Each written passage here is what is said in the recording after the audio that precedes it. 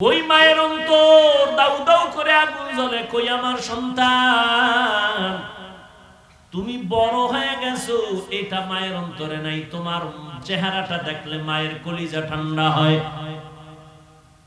মা অন্তরে অন্তরে ধারণা, আমার ইবাদত করনেওয়ালা সন্তান অনেক দিন হইছে আমার ঘরে আসে না, ইবাদত করে পাহাড়ের চূড়ায়, আমার চেহারা না দেখলে মন ভালো লাগে না।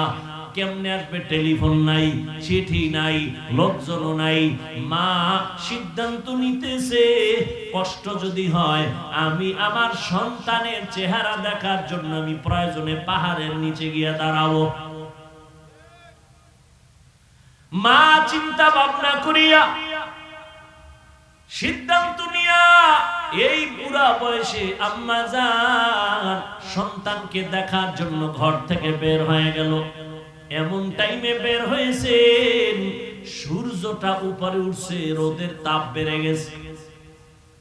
রহমতের নবী সাহাবায়ে কেরামদেরকে বয়ান করেন, ওই মা হেঁটে হেঁটে পাহাড়ের নিচে যাইয়া, সন্তান পাহাড়ের উপরে ইবাদতে নামাজে দাঁড়ানো, মা নিচে বইয়া কেমনে সন্তানের ডাক দিছেন। নবী তার হাত মোবারক দিয়া ইশারা দেয় ভাবে, সূর্যের আলো পড়ে, হাতটা কপালে লাগাইয়া মা এভাবে উঁচু কইরা ডাক দিছে সন্তানের নাম ধরিয়া, বাবা আমি তোর মা, একটু পাহাড়ের নিচে নেমে আয়, একটা নজর দেখবো, কলিজাটা ঠান্ডা করব, তারপরে বাসায় যাব। হাদিসে পাকে নবী বলেন, ওই মা এমন সময় সন্তানের ডাক দিছেন, সন্তান তখন নামাজে দাঁড়ানো। সন্তান চিন্তায় পড়ে গেল, মা যে আমারে ডাক দিল, এখন কি আমি মায়ের ডাকে সাড়া দিব নাকি আল্লাহর মোহাব্বতে নামাজে দাঁড়ায় থাকবো? চিন্তা ভাবনা করিয়া যুবক নামাজে দাঁড়াইলো, মনে সিদ্ধান্ত নিল আল্লাহর মোহাব্বতের মজার ইবাদত ছাড়বো না, মায়ের ডাকেও সাড়া দিব না। মা একবার ডাকছে, দুইবার তিনবার ডাকিয়া সন্তান যখন সাড়া দেয় না, মা হালকা অন্তরে কষ্ট নিয়া এবার বাড়ির দিকে রওনা ফিরিয়া যায়। মনে দুঃখ, বাবা তোরে দেখার জন্য আসছি, আমি কষ্ট করে আসছি, তুই আমার ডাকে সাড়া দিলি না, কষ্ট নিয়ে ফিরে গেলাম, আর আসবো না। সন্তান ইবাদতে দাঁড়ানো, মা নিয়ত করছে আর আসবো না।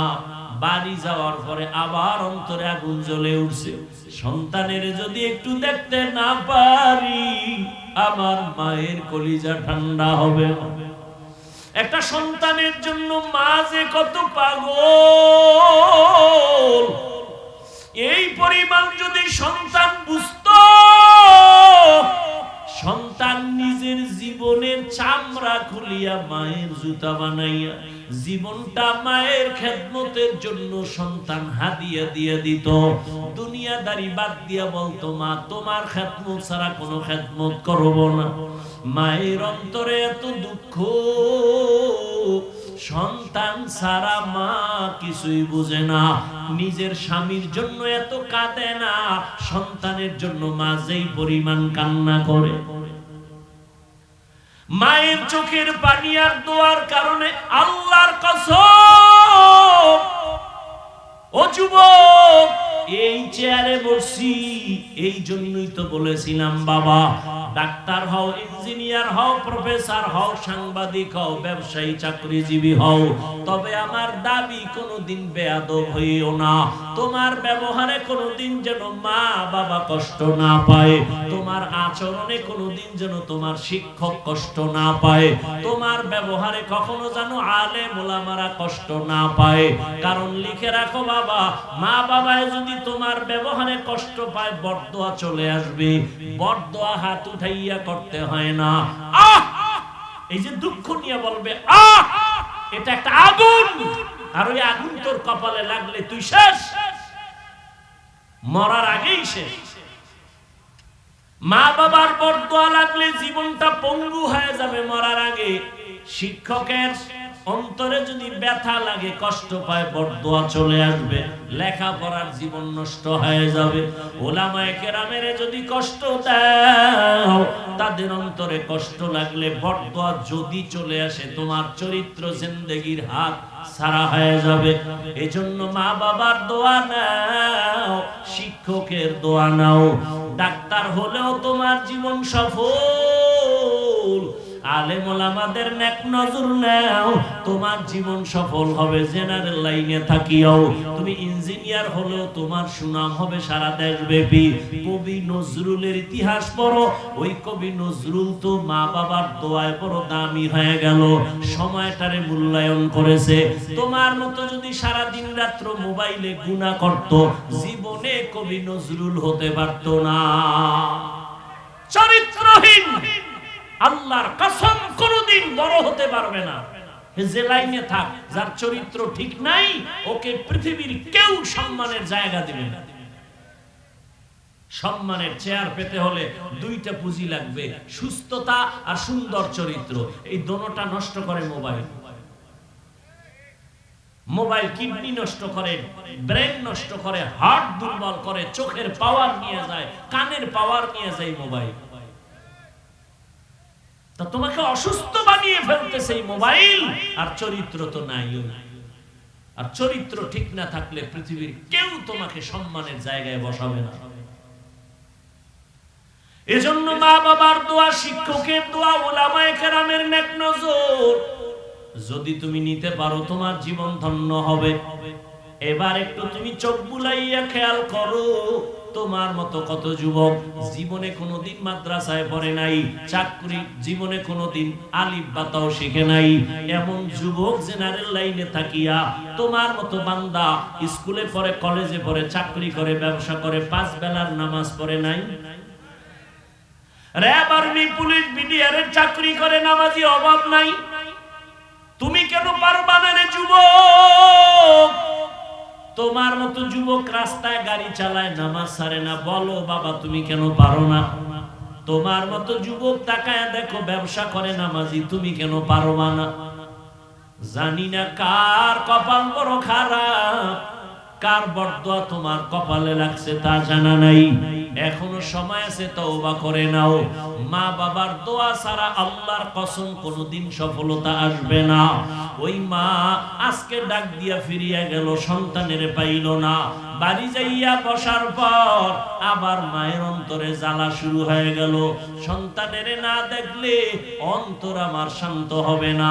মা আর কয়েকদিন পর আবার সিদ্ধান্ত নিল, আমার সন্তানটাকে গিয়ে আবার আমি পাহাড়ের নিচে গিয়া ডাক দিব। মা আজ এই সিদ্ধান্ত নিয়া সকাল 10টার পরে সূর্য যখন উপরে উঠলো, মা চলে গেল হেঁটে হেঁটে পাহাড়ের নিচে যাইয়া আবার ডাক দিছে, বাবা আমি তোর মা, পাহাড়ের নিচে আসছি, একটু আয়, চেহারাটা আমার একটু দেখায় দে, আমি মা তোর চেহারাটা দেখবো, এক নজর দেখিয়া চলে যাব। আজও সন্তান নামাজে দাঁড়ানো, নামাজে দাঁড়ায় ভাবতেছে আমি কি মায়ের ডাকে সাড়া দিব নাকি আল্লাহর মুহাব্বতে নামাজেই দাঁড়ানো থাকবো। চিন্তা করে এক পর্যায়ে সিদ্ধান্ত, মা আমাকে ডাক দিছে, তবে আল্লাহর মুহাব্বতের ইবাদতের মজা ছাড়ব না। আজও মা দ্বিতীয় দিনের মতো কষ্ট পাইয়া মা এবার শেষ পর্যায়ে বাড়ির দিকে চলে যায়। সন্তান মায়ের ডাকে আজও সাড়া দেয় নাই, ইবাদতে পাগল হয়ে গেছে। নামাজে দাঁড়াইয়া আল্লাহকে ডাকতেছে, হে মালিক, তোমার ইবাদতের মজা আমাকে ভিন্ন হতে দেয় না। মা আজও দুঃখ নিয়ে বাড়িতে চলে গেল। রহমতের নবী হাদিসে পাকে ঘটনা উল্লেখ করেছেন, মা 2 বার কষ্ট পাইয়া চলে গেল।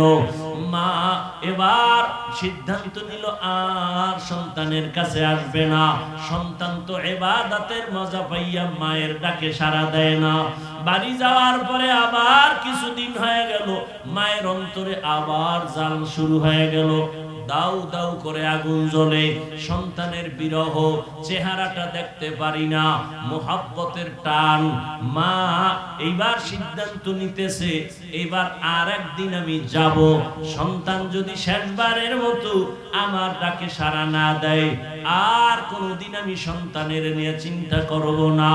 মা দুঃখিনী এভাবে করে করে আর একদিন রওনা হয়ে গেল। হেঁটে হেঁটে যাইয়া আবার পাহাড়ের নিচে দাঁড়াইয়া মা ডাক দিয়া কয়, সন্তান 2 দিন পর্যন্ত এসে ফিরে গেছি, আজ আমি আসছি, আজকে একটু আমারে দেখা দাও, এক নজর তোমারে দেখে চলে যাব।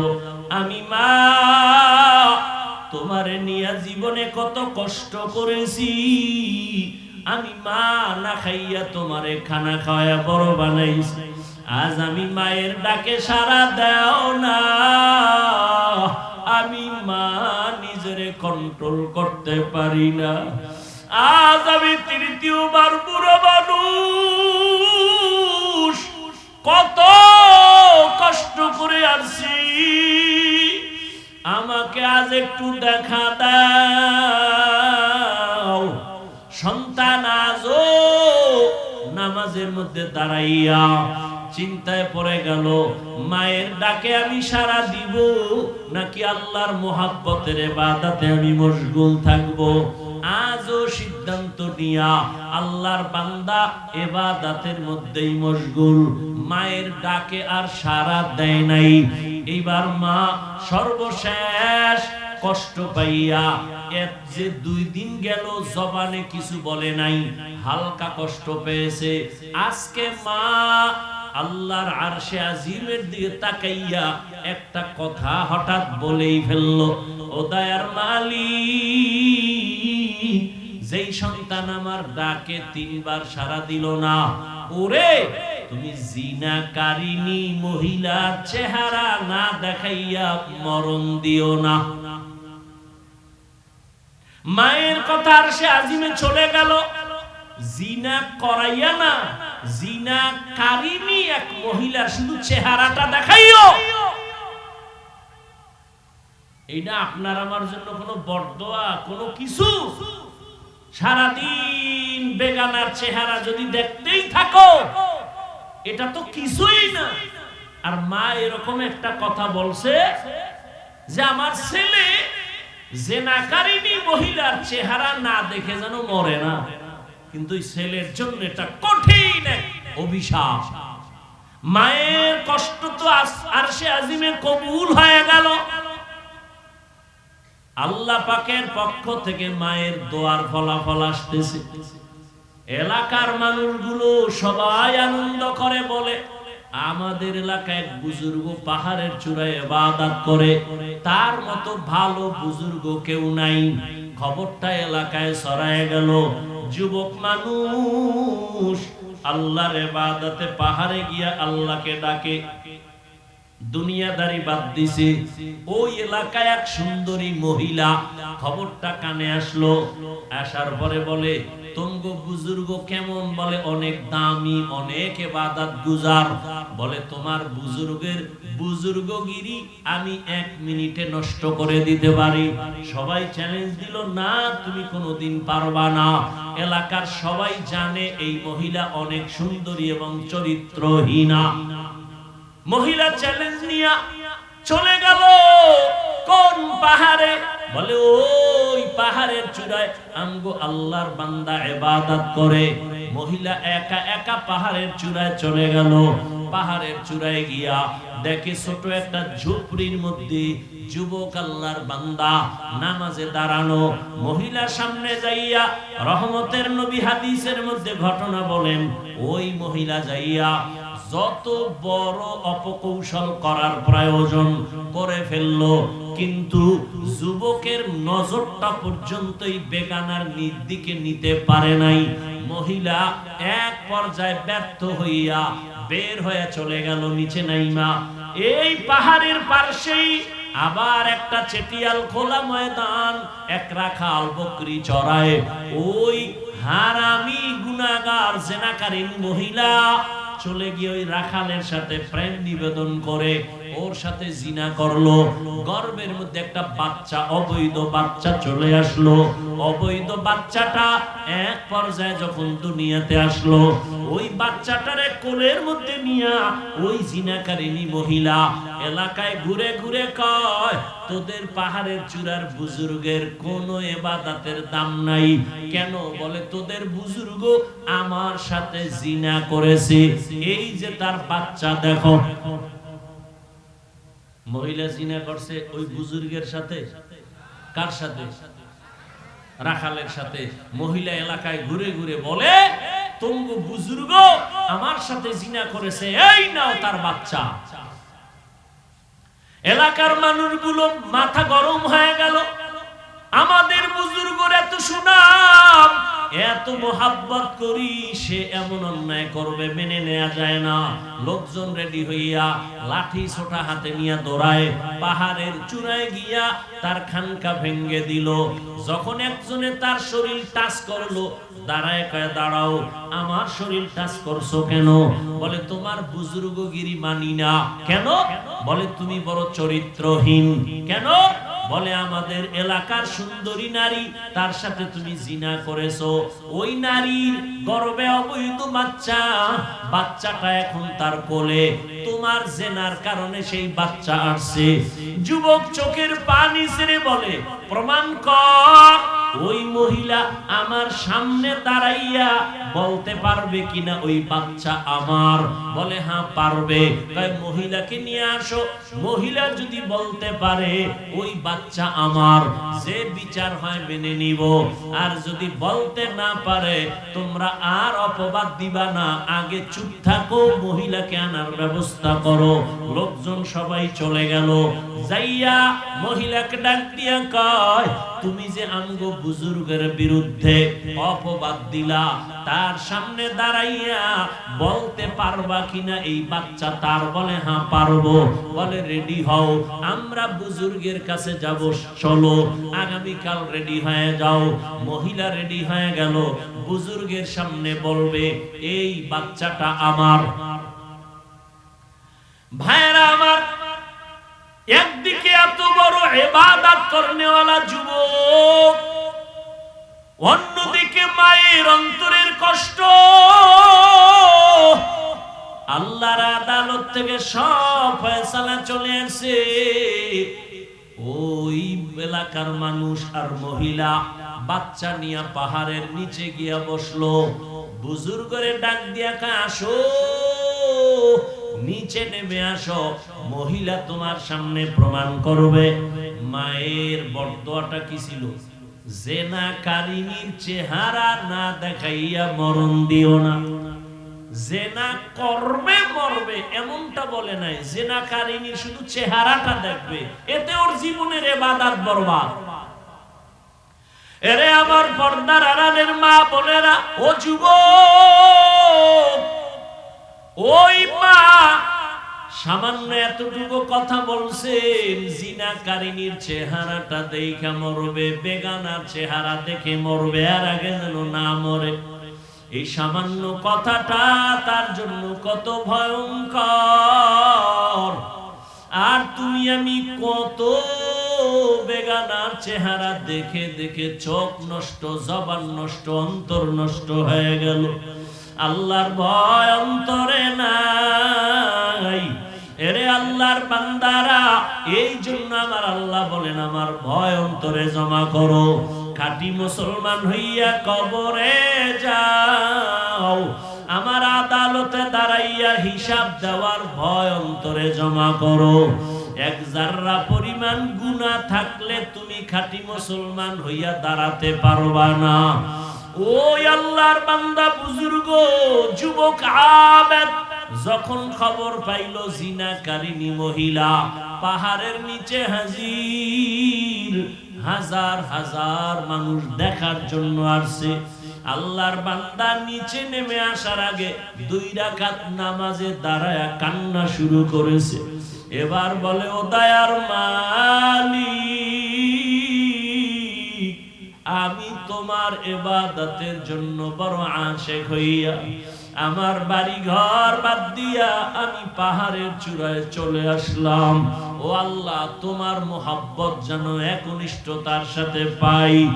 দুনিয়ার লোভ, দুনিয়ার সব বাদ দিয়া তোমার মোহাব্বত পাওয়ার জন্য এখানে আসছি। নির্জনে তোমারে ইবাদত করব, ডাকবো।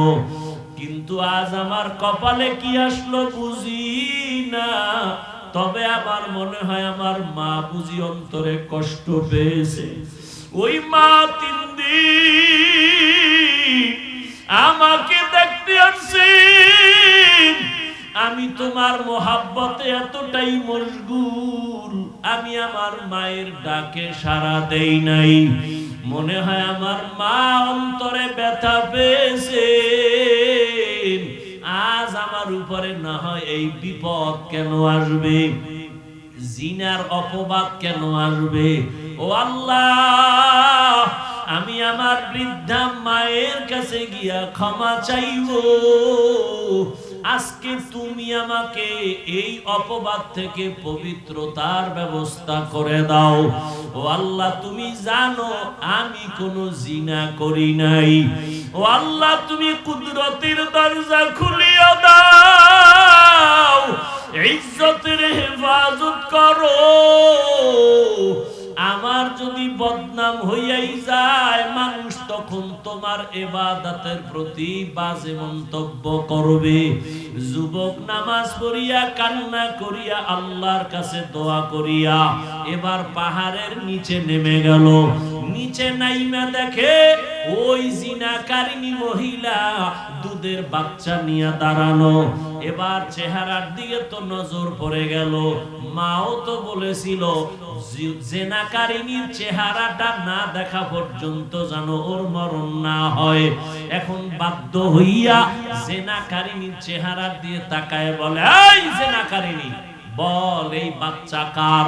বলে বাচ্চা তোমার। বলে নাউজুবিল্লাহ, এই বাচ্চা তো আমার না। বলে অবশ্যই তোমার। এখন যুবক কান্না করে, অন্তরে আমার মালিকের ডাকতেছে, আল্লাহ রাস্তা খুলে দাও। হঠাৎ তার অন্তরে একটা জবাব এসে গেল।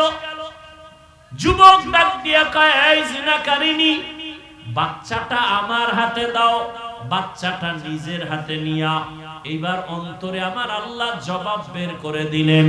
বাচ্চাটারে যুবক হাতের মধ্যে নিয়া ওই দুধের বাচ্চাটাকে জিজ্ঞাসা করে, এই বাচ্চা, তুই তো এখন কোনো তোর আমল নামা নাই, কোনো গুনাহ নাই, সত্য কথাটা আমার আল্লাহর কুদরতে তুই বল, তোর বাবাকে। বাচ্চাটাকে যখন প্রশ্ন করা হলো, বল তোর বাবা কি, এ কথা বলা মাত্র ওই জিনাকারিনী মহিলার সামনে হাজারো মানুষ দাঁড়ানো। বাচ্চা, যে দুধের বাচ্চা, কথা বলতে পারে না, জবান খুলে গেল। বাচ্চা ডাক দিয়া কয়, আমার বাবা হলো ওই মাঠের রাখাল, আমার বাবা ওই রাখাল। মানুষজন সব চমকে উঠলো, ও জিনাকারিনী এই ষড়যন্ত্র করেছো। আর ওই যুবক পেরেশান, দৌড়ায় গেছে মায়ের কাছে। ও আমার কলিজার মা, তোমার দোয়া ছাড়া আমার সফলতা আসবে না, তুমি আমাকে মাফ করে দাও, আর জীবনে তোমার সাথে বেয়াদবি করব না। ও আমার কলিজার যুবক, ওই মা বাবার দোয়া না নিয়া যতই বাহাদুরি করো, তোমার বাহাদুরি টিকবে না। তুমি বড় ডাক্তার যদি হতে চাও, মা বাবার দোয়া ছাড়া সম্ভব না। এখনো সময় আছে, মা বাবার দোয়া নিয়ে সামনে আগাও। একটা ভালো ডাক্তার হও, ইঞ্জিনিয়ার হও, ওই মা বাবার শিক্ষকের দোয়া নাও, আলেম ওলামাদের দোয়া নাও। ও পর্দার আড়ালের আম্মা জানেরা, আপনাদের সন্তান যদি ভালো বানাতে হয়, আপনাদের দোয়া ছাড়া, চেষ্টা ছাড়া সম্ভব হবে না। এরে আম্মা জান, এই দুনিয়ায় যত ভালো ভালো সন্তান আছে, আপনাদের অবদান, ভালো সন্তান আপনাদের কারণে। কারণ আপনারা নবীদের মায়ের মতো দামি, সাহাবায়ে কেরামদের মায়ের মতো দামি, হাফেজে কোরআন আলেমদের মায়ের মতো দামি, আপনারা তো খাদিজা রাদিয়াল্লাহু আনহার মতো দামি নারী, ফাতেমা রাদিয়াল্লাহু আনহার মতো দামি নারী, আয়েশা রাদিয়াল্লাহু আনহার মতো দামি নারী। ও পর্দার আড়ালের আম্মা জান, আপনার মতো কত মা এই অঞ্চলে এখনো আছে, বেপর্দায় চলে না, নামাজ ছাড়ে না, স্বামীর মাল নষ্ট করে না, মোবাইলে সময় নষ্ট করে না।